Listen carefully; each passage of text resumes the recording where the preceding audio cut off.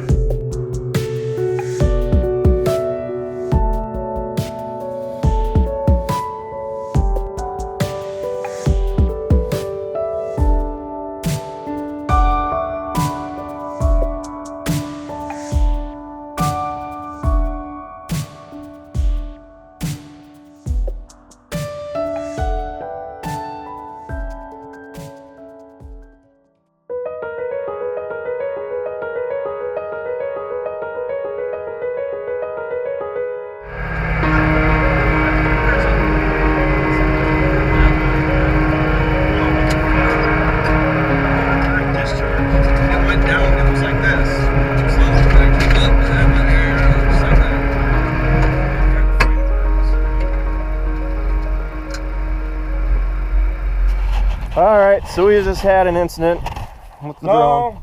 Who we, white man? That was all you. The drone had an incident. It was nothing I could have done. I tried everything I could to save it, but it just flew off, and I can only assume that it hit a tree about Seems to me like the ground half a mile that way. And yeah, obviously the ground's pretty hard. That's where it hit. Bent up one of the arms, broke the gimbal off, battery encasements busted, frames busted. It's not salvageable. So see, what he's not telling you though is that he didn't put the battery in all the way when he sent it up. No, the battery was in all the way. It was. What happened was when it hit the ground, the battery fell out, and that's why I lost communication with it. Right. So, yep. It served me a good purpose. We had a good run. It's the first incident I've had with it. Albeit it was a pretty bad one, but I've had it for 1.5 years, so I've got my use out of it. So we're standing out here, and just put that there. Travis, what do you think? What kind of job do you think it did? I like what it did. Yeah, I was gonna say. Smoothed out the field, knocked all the stalks down. I could easily come through in a half hour or whatever and chisel it up. I wouldn't have any problem chiseling. Yeah. I think the big reason why we wanted this disc was to size up the residue. Say, look at that. That's a pretty good example of what it's capable of. You can see that it's cut right there. Anybody that knows us, we like to chisel most of our ground anyway. Yeah.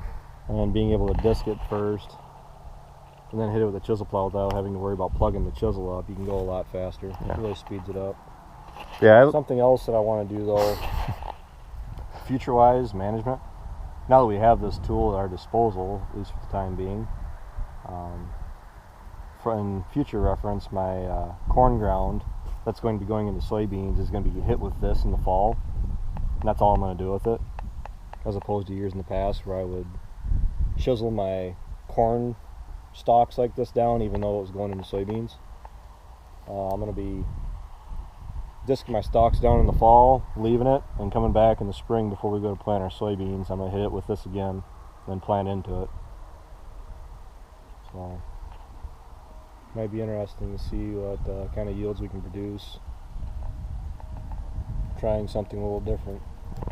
I think it's done a better job than the John Deere disc does, given that the John Deere disc is a disc and it's got some usage on it, but it's still a pretty good disc.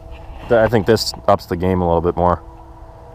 Oh, it doesn't take nothing off the stalks. I mean, yeah. Haven't had any issues with running it. Yeah, the 82 is a pretty good fit on it. You know it's back there, but we can pull it up hills without too much trouble. Would we be able to pull it up hills with a 31 footer or a 35 footer? I wouldn't like to. I wasn't about to take the chance. So. Yep, especially with what they sent us is what we had to use, and I'm not confident thinking we would be able to pull a 30 footer with this 82. Yeah, especially I know on there are people out there that probably do pull wider implements with less tractors, but to pull a 30-foot VT like this, we need at least another 100 horse on the front of it. Yeah. I really like the rolling baskets on the back myself.